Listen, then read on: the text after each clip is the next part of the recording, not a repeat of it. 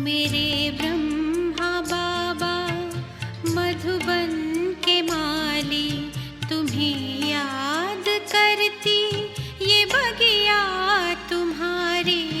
मेरे ब्रह्मा बाबा मधुबन के माली, तुम्हें याद करती ये बगिया तुम्हारी। महका रहे हैं जग के चमन को हम फूल, तेरे हैं कलियां तुम्हारी। मेरे ब्रह्मा बाबा मधुबन के माली, तुम्हें याद करती ये बगिया तुम्हारी। मेरे ब्रह्मा बाबा।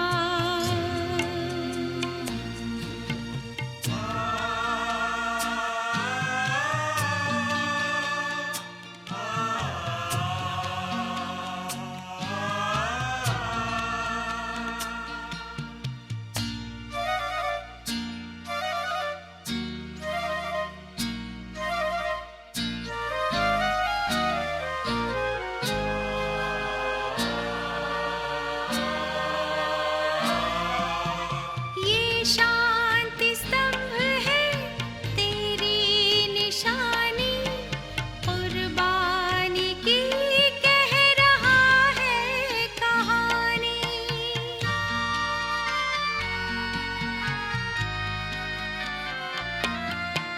ये शांति स्तंभ है तेरी निशानी, कुर्बानी की कह रहा है कहानी।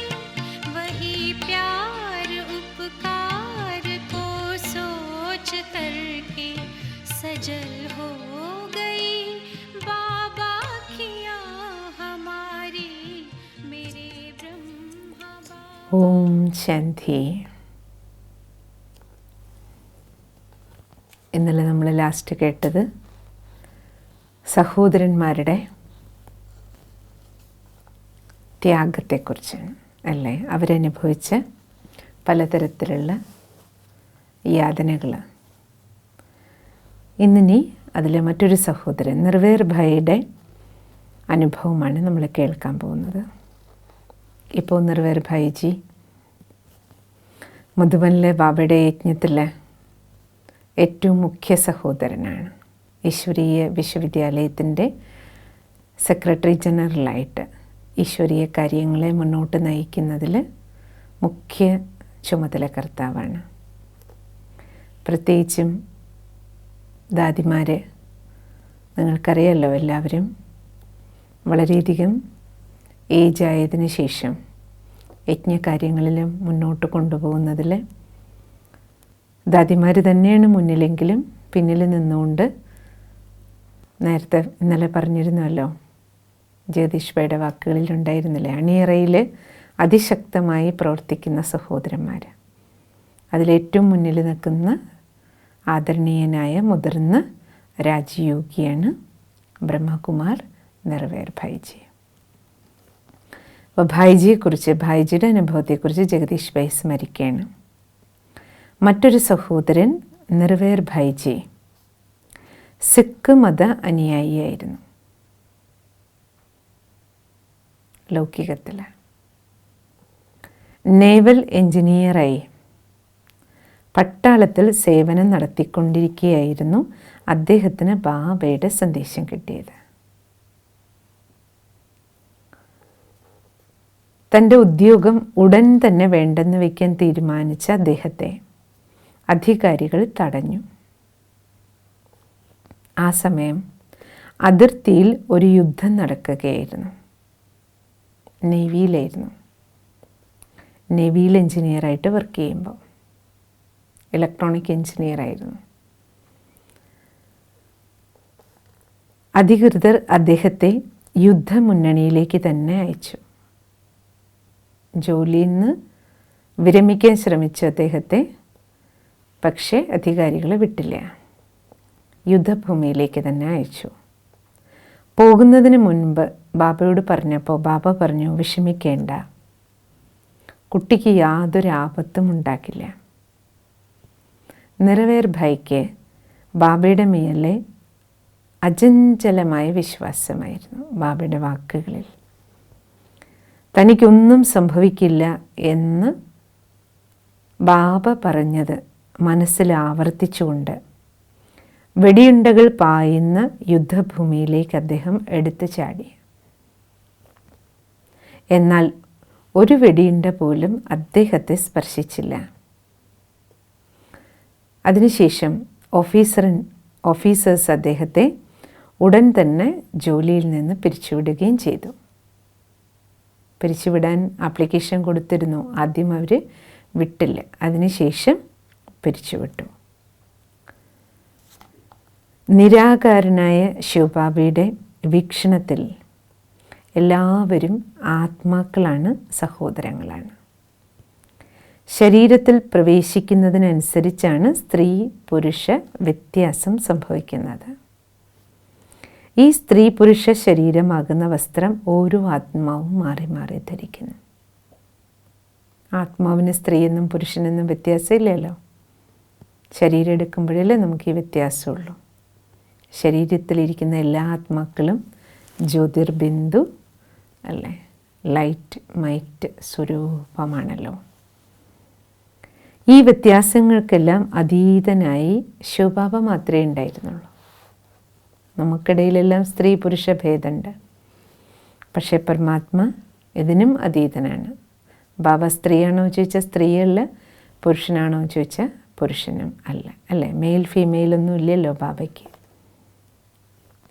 എങ്കിലും ശിവൻ എന്ന് പുല്ലിംഗത്തിലാണ് അറിയപ്പെടുന്നത്.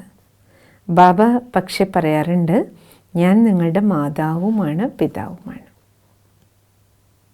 ശിവൻ എന്ന് കേൾക്കുമ്പോൾ അല്ലേ പുരുഷനാണെന്ന് മാത്രം നിങ്ങൾ വിചാരിക്കരുതെന്ന് ബാബ പറയും. സ്ത്രീകളുടെ നാഥനായും സ്വയം ബാബയെ വിശേഷിപ്പിക്കാറുണ്ട്. അങ്ങനെയാകുമ്പോൾ പുരുഷന്മാർക്കും ബാബയുടെ സ്ത്രീകളാകാൻ തന്നെയാണ് മോഹം. ബാബയെ അല്ലേ ഭഗവാൻ പ്രീതമനാണെങ്കിൽ നമ്മളെല്ലാം ബാബയുടെ പ്രീതമകളാണ്. അത് സഹോദരിമാരാണെങ്കിലും സഹോദരന്മാരാണെങ്കിലും ബാബയ്ക്ക് നമ്മളെല്ലാം ഗോപികമാരാണല്ലോ. മുൻകാലങ്ങളിൽ പുരുഷന്മാർക്ക് മാത്രമേ മതപരമായ കാര്യങ്ങളിൽ ഏർപ്പെടാൻ അധികാരമുണ്ടായിരുന്നുള്ളൂ. പൂജാരികളും ഗുരുക്കന്മാരും സന്യാസിമാരും മതപ്രവാചകരും പോപ്പുമാരുമെല്ലാം പുരുഷന്മാർ തന്നെയായിരുന്നു. ഈ സാഹചര്യങ്ങൾ നിലനിൽക്കവേ ബാബയുടെ കന്യകമാർ നൂറുകണക്കിന് ആയിരക്കണക്കിന് കന്യകമാർ ബാബയുടെ സന്ദേശം വ്യാപിപ്പിക്കാൻ സേവനം ആരംഭിച്ചപ്പോൾ സമൂഹം അമ്പരന്നു. അതുവരെ ആത്മീയ കാര്യങ്ങൾ, മതപരമായ കാര്യങ്ങൾ പുരുഷ മേധാവിത്വത്തിൽ നടക്കുകയായിരുന്നു. പക്ഷെ ആത്മീയ കാര്യങ്ങളുമായി കന്യകമാർ, അമ്മമാർ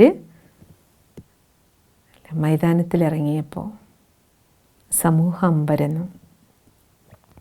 ഈ ഉന്നത ആദർശങ്ങൾ ഈശ്വരൻ്റെ തന്നെ നാമത്തിൽ പ്രചരിപ്പിച്ച അവരെ അതിവിശിഷ്ടവും അസാധാരണവുമായ ഒരു പ്രതിഭാസം എന്ന പോലെ ലോകം വീക്ഷിച്ചു. ഞങ്ങൾ ഈശ്വരനാണെന്ന് പറഞ്ഞല്ല അവർ സേവനം ചെയ്തത്. പിന്നെയോ കന്യകമാരും അമ്മമാരും സമൂഹത്തിലിറങ്ങി എല്ലാവരുടെയും ശ്രദ്ധയെ പരമാത്മാവിലേക്ക് ആകർഷിക്കാനാണ് ശ്രമിച്ചത്. എല്ലാവർക്കും സത്യപിതാവിൻ്റെ പരിചയം കൊടുത്തു. സത്യപിതാവിൻ്റെ പരിചയം ബാബയിലേക്ക് എല്ലാവരുടെയും ബുദ്ധിയോഗത്തെ കെട്ടിയിട്ടു. ഹിന്ദു പുരാണങ്ങളിൽ കൃഷ്ണൻ്റെ 16,108 കന്യകമാർ എന്ന് വിശേഷിപ്പിച്ചിരിക്കുന്ന അവർ ഇന്ന് ബാബ ആകർഷിച്ചുകൊണ്ടിരിക്കുന്ന ഈ ശക്തിസേനയാണ്. അതാണ് ശാസ്ത്രത്തിൽ എന്ത് കാണിച്ചിരിക്കുന്നത്? കൃഷ്ണൻ്റെ 16,108 ഭാര്യമാരെന്ന് കാണിച്ചിട്ടുണ്ടല്ലോ. അപ്പോൾ ഭൈസാബ് പറയണേ, യഥാർത്ഥത്തിൽ ജഗദീഷ് ഭായ് പറയണത് ആരാണ് ആ 16,108? ബാബയുടെ മക്കളാണ്. ഈശ്വരീയ സേവകരായി ഭഗവാന്റെ വലങ്കയായി വിശ്വമംഗള കാര്യത്തിലേർപ്പെട്ട മക്കളെയാണ് കാണിച്ചിരിക്കുന്നത്, ശക്തിസേനയെ. അവരെയാണ് ബാബ ദേവതകളായി പുതുലോകത്തിൻ്റെ അധികാരികളാക്കുന്നത്. ലോകത്തിൽ പവിത്രതയുടെ രാജ്യം വീണ്ടും സ്ഥാപിക്കുന്നതും ഈ കന്യകമാരിൽ കൂടെ തന്നെയാണ്.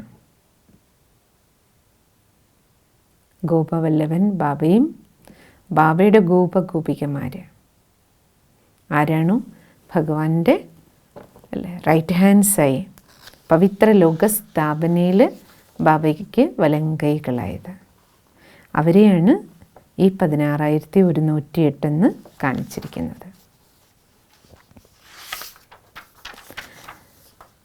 അത് ഇപ്രകാരം കന്യകമാരിലൂടെ, അമ്മമാരിലൂടെ, ബ്രഹ്മകുമാരിമാരിലൂടെ ഈശ്വരീയ കാര്യങ്ങൾ ബാബ നടത്തിക്കൊണ്ടുപോയതിനെക്കുറിച്ച്, അതിൻ്റെ കാര്യകാരണങ്ങളെക്കുറിച്ചാണ് നമ്മൾ ഈ ഭാഗത്തിലൂടെയെല്ലാം ഇപ്പം മനസ്സിലാക്കിയത്. ഇതോടുകൂടിയിട്ട് ബ്രഹ്മകുമാരിമാരുടെ ഈ മഹത്വം മനസ്സിലാക്കി തന്നുകൊണ്ട് ജഗദീഷ് ഭായ്ജി ഈ ഭാഗം, 4ാം ഭാഗം ഇവിടെ പൂർത്തിയാക്കുകയാണ്. ഇനി നമ്മൾ കേൾക്കാൻ പോകുന്നത് 5ാം ഭാഗമാണ്. അതായത് ആദിദേവൻ്റെ 5ാം ഭാഗം, അവസാന ഭാഗം. ഈ അവസാന ഭാഗത്ത് നമ്മൾ കേൾക്കാൻ പോകുന്നത് ബാബയുടെ മധുര മഹവാക്യങ്ങളാണ്. ശിവബാബ ബ്രഹ്മബാബയിലൂടെ ഉച്ചരിച്ച മധുര മഹവാക്യങ്ങളിൽ മുഖ്യ ശിക്ഷണങ്ങൾ, അതാണ് 5ാം ഭാഗത്തിൽ നമ്മൾ കേൾക്കുന്നത്. ഇതുവരെ നമ്മൾ കേട്ടതിൽ സ്വന്തം ജീവിതാനുഭവങ്ങൾ സ്വയം പറയുന്നത് നമ്മൾ കുറച്ച് ഭാഗങ്ങളിൽ കേട്ടു. കുറച്ചെല്ലാം അവരിൽ നിന്ന് കേട്ട് എഴുതി തയ്യാറാക്കിയത് ജഗദീഷ് ഭായ് സ്വന്തം ഭാഷയിൽ നമുക്ക് മുന്നിൽ അവതരിപ്പിച്ചു. ഇനി ശിവബാബയുടെ ഡയറക്റ്റ് മഹാവാക്യങ്ങൾ നമുക്ക് കേൾക്കാം. ഈ ഭാഗം, ഈ 5ാം ഭാഗം ഇപ്പോൾ നമ്മളെ സംബന്ധിച്ചിടത്തോളം ഓരോ ബ്രഹ്മകുമാരി കുമാരന്മാർക്കും ബാബയ്ക്ക് സമാനമാക്കുക എന്നുള്ളതാണല്ലോ നമ്മുടെ ലക്ഷ്യം. ബ്രഹ്മബാബ മുരളി കേട്ടിട്ടാണ് ശിവബാബ പറഞ്ഞ് ആ മഹാവാക്യങ്ങളെ തങ്ങളുടെ ജീവിതത്തിൽ ധാരണ ചെയ്തിട്ടാണ് പൂർണ്ണതയിലെത്തിയത്. അപ്പോൾ ഈ 5ാം ഭാഗം കേൾക്കുമ്പോൾ നമുക്ക് ഓരോരുത്തർക്ക് ആ ലക്ഷ്യം ഉണ്ടായിരിക്കണം.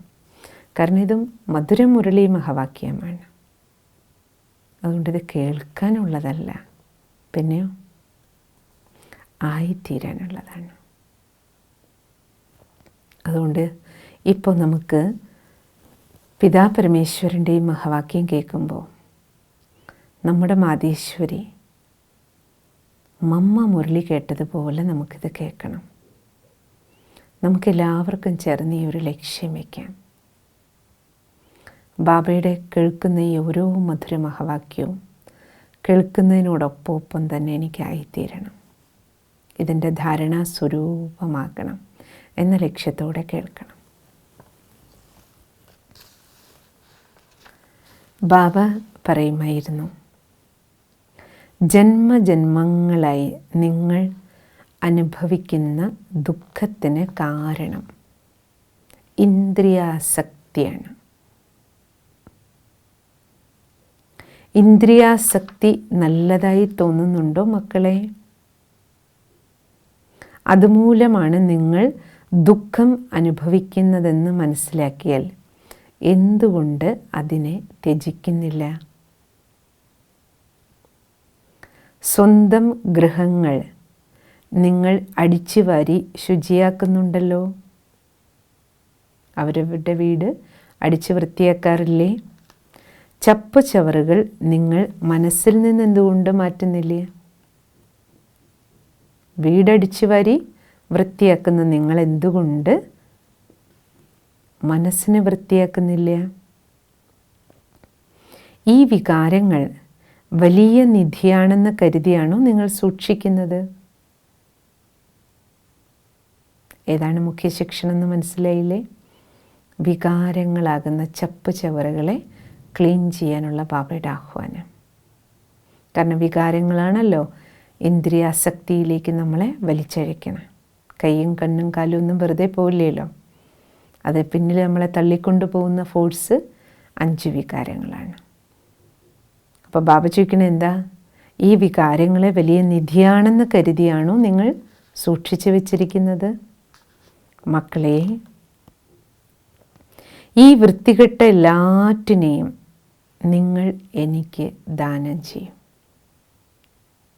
5 വികാരങ്ങളെയും അവയുടെ പേരക്കുട്ടികളും എന്തെല്ലാം നമ്മളിലുണ്ടോ, ഓരോരുത്തരിലും ഉണ്ടോ, നമുക്കെല്ലാവർക്കും എന്ത് ചെയ്യണം?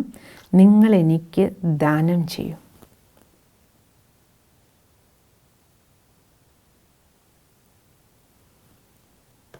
അങ്ങനെയാണെങ്കിൽ ഞാൻ നിങ്ങളുടെ ഉള്ളം കയ്യിൽ സ്വർഗം വെച്ച് തരാം. വികാരങ്ങളെ നിങ്ങൾ എനിക്ക് ദാനം ചെയ്താൽ പകരമായി ബാബ പറയണേ, നിങ്ങളുടെ ഉള്ളം കയ്യിൽ ബാബ സ്വർഗം വെച്ച് തരാം. ഇങ്ങനെ ഒരു ചിത്രം ഉണ്ടല്ലോ, ശ്രീകൃഷ്ണൻ കിടക്കുന്നതും ഉള്ളം കയ്യിൽ സ്വർഗം. അതാണ് പാണ്ഡവ ഭവനത്തിൻ്റെ എൻട്രൻസിൽ നമ്മൾ കാണുന്ന ആദ്യത്തെ ചിത്രം. മക്കളെ, ഞാൻ വേറെ യാതൊന്നും നിങ്ങളോട് ആവശ്യപ്പെടുന്നില്ല. വ്യർത്ഥ സങ്കല്പങ്ങൾ മാത്രം നിങ്ങൾ മനസ്സിൽ നിന്ന് മാറ്റിയാൽ മതി. വേസ്റ്റ് കളഞ്ഞാൽ മതി.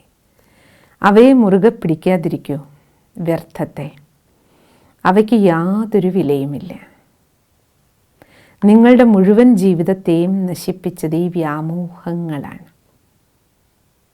അറ്റാച്ച്മെൻറ്റുകളാണ്, മോഹങ്ങളാണ്. സ്വർഗമായിരുന്ന ഈ ഭൂമി ഇങ്ങനെ നരകമായതും ഇത്തരം മലിന വിചാരങ്ങളാലാണ്.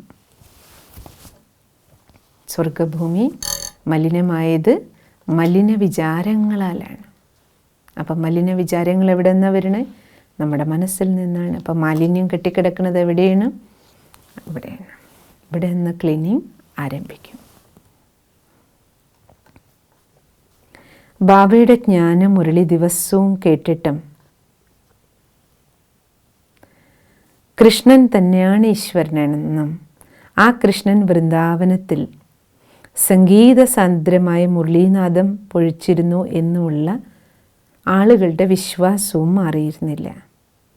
ബാബയുടെ മഹാവാക്യങ്ങളുടെ പൊരുൾ മനസ്സിലാക്കാൻ അവർക്ക് കഴിഞ്ഞില്ല. ഡെയിലി മുരളി കേൾക്കുന്ന കുട്ടികൾക്ക് പോലും ശിവബാബയും കൃഷ്ണനും തമ്മിലുള്ള വ്യത്യാസം, ശിവബാബ ആരാണെന്നും ശ്രീകൃഷ്ണൻ ആരാണെന്നും തിരിച്ചറിയാൻ കഴിയാത്തവരും ഉണ്ടായിരുന്നു. അതുകൊണ്ട് ഇന്നും മനുഷ്യർ ഈശ്വരനെ ഓരോ സ്ഥലത്തും തേടിക്കൊണ്ടിരിക്കുന്നു. ബാബ വന്ന് ബാബയുടെ പരിചയം തന്നിട്ടും ഈശ്വരനെ അന്വേഷിച്ചുകൊണ്ടിരിക്കുന്നവരുണ്ട്. ചിലർ ഭഗവാൻ എല്ലായിടവും ഉണ്ടെന്ന് സമർത്ഥിക്കുന്നു. അതേസമയം ഈശ്വരൻ ഒരു സാധാരണ ശരീരത്തിൽ അവതരിച്ച് അത്ഭുതങ്ങൾ നടത്തിക്കൊണ്ടിരിക്കുകയും ചെയ്യുന്നു. ഈ ലോകത്തെ പുതുയുഗത്തിലേക്ക് പരിവർത്തനം ചെയ്തുകൊണ്ടിരിക്കുന്നു. ഒരു ഭാഗത്ത് ബാബയുടെ അവതരണവും നടന്ന് ബാബയുടെ കർത്തവ്യം ഭാരതത്തെ സ്വർഗമാക്കുന്ന ഭഗവാന്റെ ലീല നടന്നുകൊണ്ടിരിക്കുകയാണ്. എന്നിട്ടും ബാബയെ അറിയുന്നില്ല.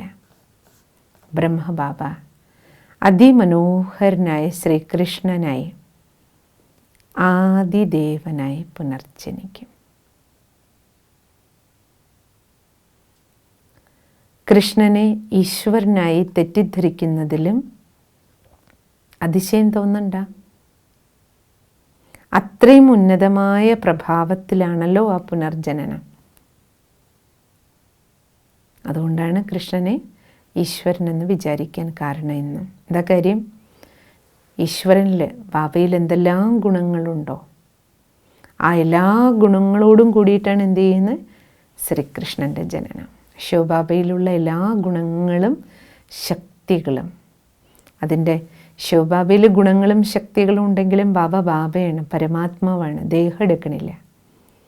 പക്ഷെ ബാബയിലുള്ള ആ ഗുണങ്ങളും ശക്തികളും തന്നിലേക്ക് അല്ലേ ആർജിച്ച് ശരീരം എടുക്കുന്നത്, അമ്മയുടെ ഗർഭത്തിൽ വന്ന് ശരീരം എടുക്കുകയും ശരീരത്തിൽ കൂടി ആ ഗുണങ്ങളെയും ശക്തികളെയെല്ലാം അതിൻ്റെ പ്രകാശം അല്ല ലോകത്തിന് മുന്നിൽ പ്രകാശിപ്പിച്ച് കാണിച്ചത് ആരാണ്?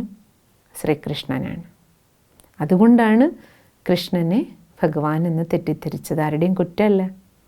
കാരണം ഭഗവാനാകുന്ന മാതാപിതാവിൻ്റെ എല്ലാ ഗുണങ്ങളും ശ്രീകൃഷ്ണനിൽ ഉണ്ടായിരുന്നു. പക്ഷെ ശ്രീകൃഷ്ണൻ ആരാണ്? സത്യുഗത്തിലെ പ്രഥമ രാജകുമാരനാണ്, ആദിയിലെ ദേവനാണ്, വൈകുണ്ഠത്തിൻ്റെ അധികാരിയാണ് അല്ലേ, സ്വർഗത്തിൽ ദേവലോകത്തിൽ ഈ ഭാരതഭൂമിയുടെ ആദ്യ ചക്രവർത്തിയാണ്, വിശ്വമഹാരാജാവാണ് അല്ലേ. അപ്പം കൃഷ്ണനെ ഈശ്വരനായി തെറ്റിദ്ധരിക്കുന്നതിൽ ആർക്കും അതിശയമൊന്നും തോന്നണ്ട. അതുകൊണ്ട് കുഴപ്പമൊന്നുമില്ല. കാരണം ബാബയുടെ കുട്ടിയാണല്ലോ, അനന്യപുത്രനല്ലേ, ബാപ്പ് സമാനായ പുത്രനാണ്. അത്രയും ഉന്നതമായ പ്രഭാവത്തിലായിരുന്നു ആ പുനർജനനം. ബാബ ഡൽഹിയിലെത്തി സംസാരിച്ചപ്പോൾ, ബ്രഹ്മബാബ ഡൽഹിയിലെത്തി ബാബ മുരളി പറയുന്നത് കേൾക്കുമ്പോൾ ബാബയുടെ അടുത്തിരുന്ന് ക്ലാസ് കേട്ട ഒരു ആത്മാവ് അതിനെക്കുറിച്ച് തന്നെ ഒരു കവിത എഴുതിയിട്ടുണ്ട്. ആ കവിതയുടെ പേര് പിതാവിൻ്റെ മഹാവാക്യങ്ങൾ എന്നായിരുന്നു. ആ കവിത ഇങ്ങനെയാണ് ആരംഭിച്ചിരുന്നത്: മാധുര്യം അലിയുമീ അമൂല്യമാ മഹാവാക്യങ്ങൾ,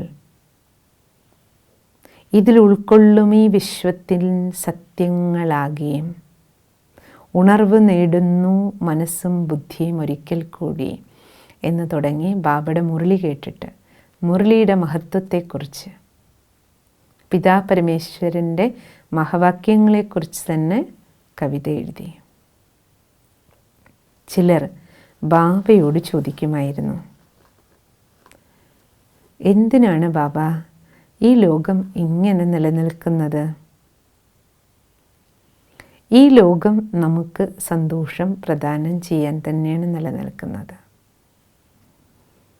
പരമപിതാവിൻ്റെ സന്താനങ്ങൾ ദുഃഖസാഗരത്തിൽ മുങ്ങിത്താഴാൻ തുടങ്ങുമ്പോൾ ആ അച്ഛൻ വീണ്ടും വരുന്നു. എന്തിനാ ഈ ലോകം ഇങ്ങനെയെന്ന് ചോദിച്ചപ്പോൾ ബാബ എന്താ പറഞ്ഞു? മക്കളെ, ഇത് മക്കൾക്ക് സുഖം തരാൻ വേണ്ടിയിട്ടാണ് ഈ ലോകം തയ്യാറായത്. പക്ഷെ നിങ്ങളെപ്പോൾ അല്ലേ കളിച്ച് കളിച്ച് ദുഃഖത്തിൽ താഴുന്നു, ദുഃഖസാഗരത്തിൽ മുങ്ങാൻ തുടങ്ങിയപ്പോൾ ബാബ വീണ്ടും വരുന്നു മക്കളെ സന്തോഷവാന്മാരാക്കാൻ. ബാബ ഏറ്റവും ശ്രേഷ്ഠനായ മനഃശാസ്ത്രജ്ഞനാണ്. മനസ്സിൻ്റെ ആകെ കുഴഞ്ഞ നൂലാമാലകളിൽ നിന്ന് അതിനെ മോചിപ്പിക്കുകയാണ്.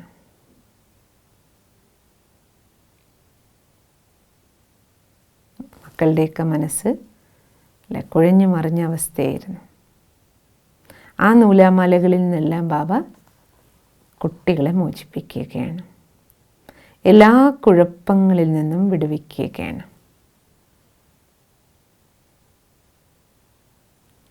ആ മഹത്വം മനസ്സിലാക്കുന്ന പണ്ഡിതർ പോലും പാടാൻ തുടങ്ങുന്നു.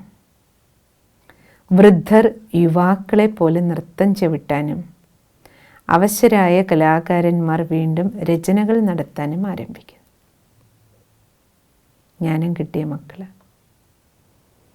ഒരു വരി കവിത പോലും എഴുതിയിട്ടില്ലാത്ത ആളുകൾക്ക് പോലും കവിതകൾ എഴുതാൻ കഴിയുന്നു. ബാബയുടെ മാർഗത്തിൽ വന്നു ഈ അനുഭവമല്ലേ. ബാബയുടെ കുട്ടികൾ നോക്കൂ, എത്ര പേര്, എന്തെല്ലാം വിശേഷതകളാണ് ബാബയുടെ മക്കൾക്ക്. എത്ര അമ്മമാർ, സഹോദരന്മാർ ജ്ഞാനമാർഗത്തിൽ വന്നിട്ട് നല്ല നല്ല പാട്ടുകളും കവിതകളും കഥകളും നാടകവും എന്തെല്ലാം രചിക്കണല്ലേ ജ്ഞാനമാർഗത്തിൽ വന്ന്. ബാബയുടെ കാര്യത്തെ പ്രതി എത്ര ടെലിഫിലിംസ് പോലും, വലിയ ഫിലിംസ് എന്തെല്ലാം ഉണ്ടാക്കണു മക്കൾ.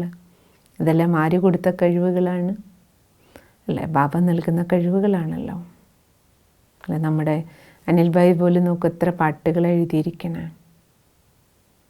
മുൻപൊന്നും ഇല്ലാത്ത ഈ കഴിവുകൾ ബാബയുടെ അടുത്ത് വരുന്ന സമയത്ത് മക്കൾക്ക് എങ്ങനെ വരുന്നു? അപ്പം ബാബ പറയണേ, നോക്കൂ, ഒരു വരി കവിത പോലും എഴുതിയിട്ടില്ലാത്ത ആളുകൾക്ക് പോലും കവിതകൾ എഴുതാൻ കഴിയുന്നു. എന്തിന്? വക്കീലന്മാർ, ഡോക്ടർമാർ, എഞ്ചിനീയർമാർ, ശാസ്ത്രജ്ഞർ, വ്യവസായികൾ, ഇവർക്കും മനസ്സിലായി ഈശ്വരൻ ഭൂമിയിൽ അവതരിച്ചിരിക്കുകയാണെന്ന്. എല്ലാവർക്കും ബോധ്യപ്പെട്ടു.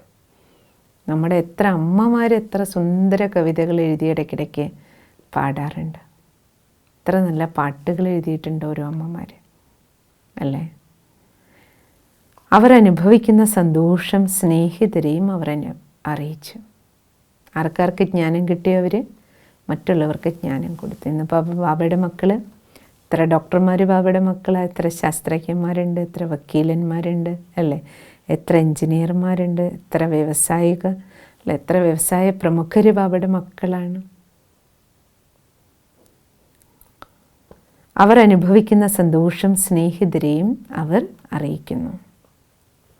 എന്നാൽ ഇതിൽ നിന്ന് തങ്ങൾ എന്താണ് നേടേണ്ടത് അതുമാത്രം അവർ ചിന്തിച്ചില്ല. ബാബയുടെ മക്കൾ കിട്ടിയ സന്ദേശം മറ്റുള്ളവർക്കും കൊടുക്കണം. പക്ഷേ പലർക്കും ബാബയുടെ അടുത്തുനിന്ന് സ്വയം ഞാൻ എത്ര എടുക്കണം, ഈ സന്ദേശം കിട്ടിയവർ പലരും ഇതിൻ്റെ ആഴം, ഇതിൻ്റെ പരപ്പ്, അല്ലേ, ബാബയുടെ കാര്യത്തെ, ബാബയും ബാബയുടെ കാര്യത്തിൻ്റെയും മഹാനത എത്രത്തോളം മനസ്സിലാക്കിയിട്ടുണ്ട് എന്നുള്ളതാണ്. ബാബ നമ്മുടേതാണ്. ബാബ ഏറ്റവും വലിയ അലൗകിക ശക്തിയാണ്. ബാബ എൻ്റേതാണ്. ഇഹലോകത്തിൻ്റെ എല്ലാ പ്രഭാവങ്ങളും ചോർന്ന് തീരുമ്പോഴേക്കും ലോകത്തിൻ്റെ എന്നെന്നും നിലനിൽക്കുന്ന ദീപസ്തംഭമായി ബാബ അങ്ങനെ തന്നെ ഉണ്ടാവും. മുഴുവൻ ലോകത്തിന് ലൈറ്റ് ഹൗസായിട്ട് സൗമ്യനായി ബാബ വിളിക്കുകയാണ്, മക്കളെ വരൂ, വന്ന് ബാബയുടെ മടിയിലിരിക്കൂ. അങ്ങനെയല്ലേ ബാബ പറയുമാറ്, എപ്പോഴും ബാബ അങ്ങനെയല്ലേ പറയുമായിരുന്നത്, ആവോ ബച്ചേ ആവോ.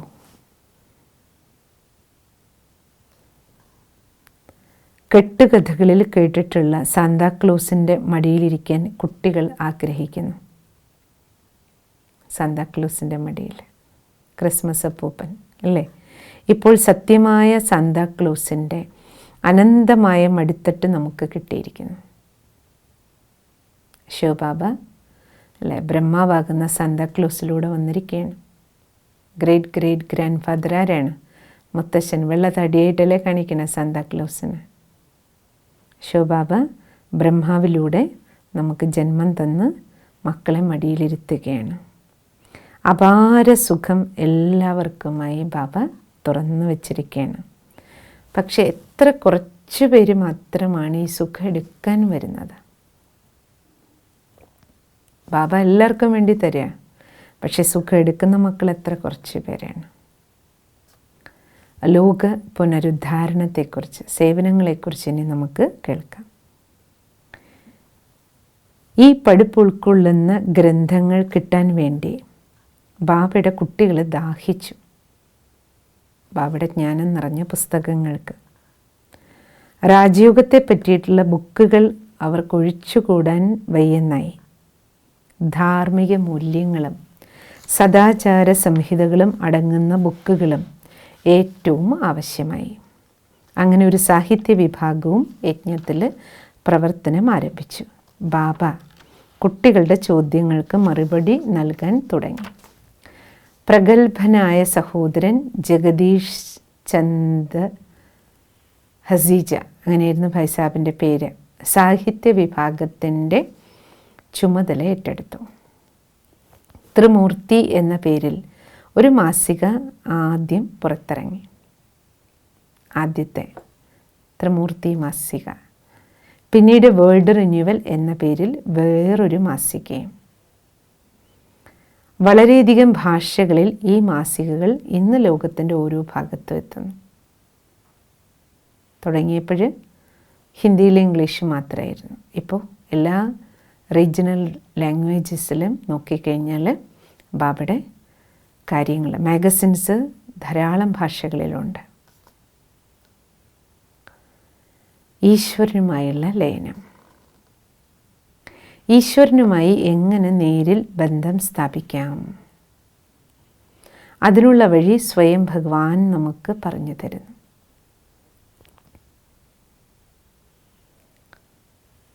ഒരു മധ്യവർത്തിയുടെയും ആവശ്യം ഇതിനില്ല. മീഡിയേറ്റർ വേണ്ട. ഓരോ ആത്മാവിനും പരമാത്മാവുമായി നേരിട്ട് കണക്ഷൻ വയ്ക്കാൻ കഴിയും. ഈ മാർഗത്തിൽ കൂടി ആത്മാവാകുന്ന ഞാൻ പരമാത്മാവായ ഈശ്വരനുമായി ബന്ധപ്പെടുകയാണ്. അതാണല്ലോ രാജയോഗം ബാബ പഠിപ്പിക്കണേ. ആത്മാവാണെന്ന് തിരിച്ചറിയൂ, പരമാത്മാവായ എന്നെ ഓർമ്മിക്കൂ. ഇതിനു വേണ്ടി വായികൊണ്ട് എന്തെങ്കിലും മന്ത്രം പോലും ഉരുവിടേണ്ട കാര്യമില്ല. ജപമാല ഉരുട്ടേണ്ട ആവശ്യവുമില്ല. എന്തെങ്കിലും ഒരു ചിത്രം വിഗ്രഹം മുന്നിൽ വേണമെന്നുമില്ല.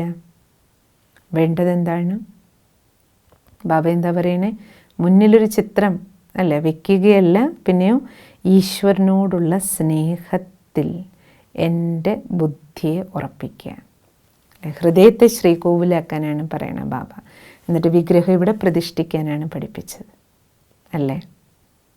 ഹൃദയം, പാട്ടുകൾ തന്നെ ഉണ്ടല്ലോ, ഹൃദയമാണ് ശ്രീകോവിൽ അല്ലേ, അതിനുള്ളിലാണ് ഈശ്വരനെ പ്രതിഷ്ഠിക്കേണ്ടതെന്നെല്ലാം പറഞ്ഞ് മലയാളത്തിൽ നല്ല നല്ല പാട്ടുകളുണ്ടല്ലോ, യേശുദാസൊക്കെ പാടിയിട്ടുള്ള. അപ്പോൾ ബാബ പറയണേ, ബാബ ഇതാണ് കുട്ടികളെ പഠിപ്പിച്ചത്. നിങ്ങൾ സ്നേഹത്തോടുകൂടി നിങ്ങളുടെ ബുദ്ധിയിൽ അല്ലെ, ബുദ്ധിയുടെ യോഗം ഭഗവാനിലേക്ക് വയ്ക്കൂ.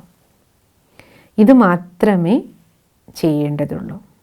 ഏറ്റവും സഹജമായ യോഗ മുറയാണിത്. ശാരീരികമായ യാതൊരു അധ്വാനവും ഇതിൽ ഇല്ല.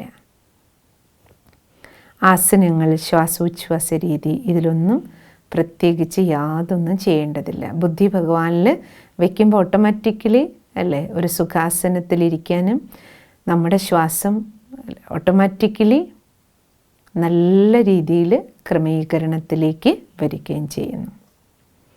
വർഷങ്ങളോളം തപസ്വിയായി ഒറ്റപ്പെട്ട് അല്ലെ വീടുപേക്ഷിച്ചിരിക്കേണ്ടതുമില്ല. അതുകൊണ്ടാണ് ഇതിനെ സഹജയോഗമെന്ന് പറയുന്നത്. സൗകര്യപ്രദമായ രീതിയിൽ എവിടെയാണെങ്കിലും ഇരിക്കാം, അല്ലെങ്കിൽ നിൽക്കാം, അല്ലെങ്കിൽ ജോലികൾ ചെയ്യാം, സംസാരിക്കുമ്പോഴാണെങ്കിലും ചെയ്യാം. മനസ്സിനെ പരമാത്മാവിലേക്ക് തിരിക്കുക. നിൽക്കുകയാണെങ്കിലും ഇരിക്കുകയാണെങ്കിലും സംസാരിക്കുകയാണെങ്കിലും ജോലികൾ ചെയ്യുകയാണെങ്കിലും മനസ്സിനെ പരമാത്മാവിലേക്ക് വയ്ക്കുക. ഇതാണ് രാജയോഗത്തിൻ്റെ വിധി. എന്തു തന്നെ കർമ്മങ്ങളിൽ ഏർപ്പെടുമ്പോഴും മനസ്സും ബുദ്ധിയും പരമാത്മാവിൻ്റെ ഓർമ്മയിലിരിക്കണം. ഇതാണ് ഈശ്വരനിൽ അല്ല, ഈശ്വരൻ്റെ സ്നേഹത്തിൽ ലയിക്കാനുള്ള വിധി. ബാക്കി നമുക്ക് നാളെ കേൾക്കാം. ഓം ശാന്തി. ബാബയുടെ ഓർമ്മയിൽ ലയിച്ചിരിക്കാം. മനസ്സും ബുദ്ധിയും ഒരു ബാബയിൽ.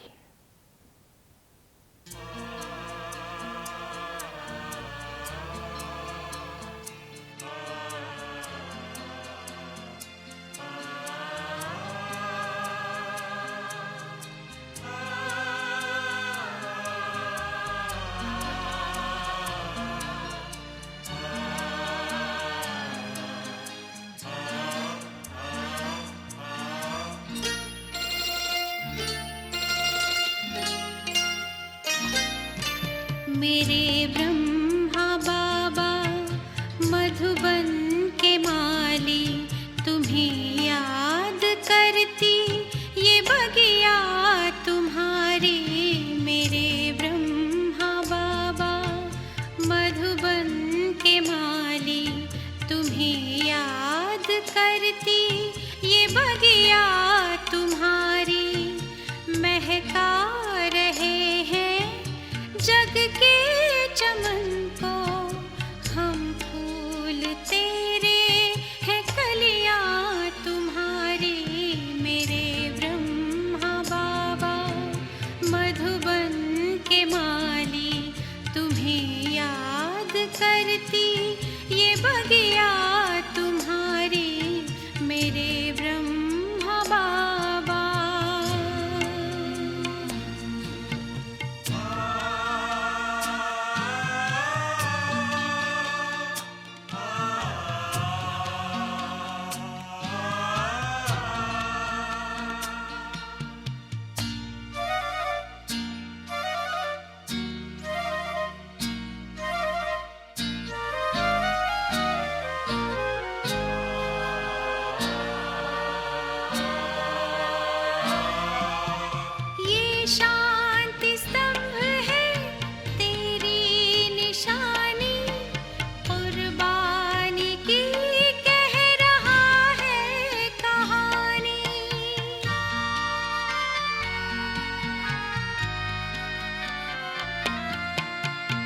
शांति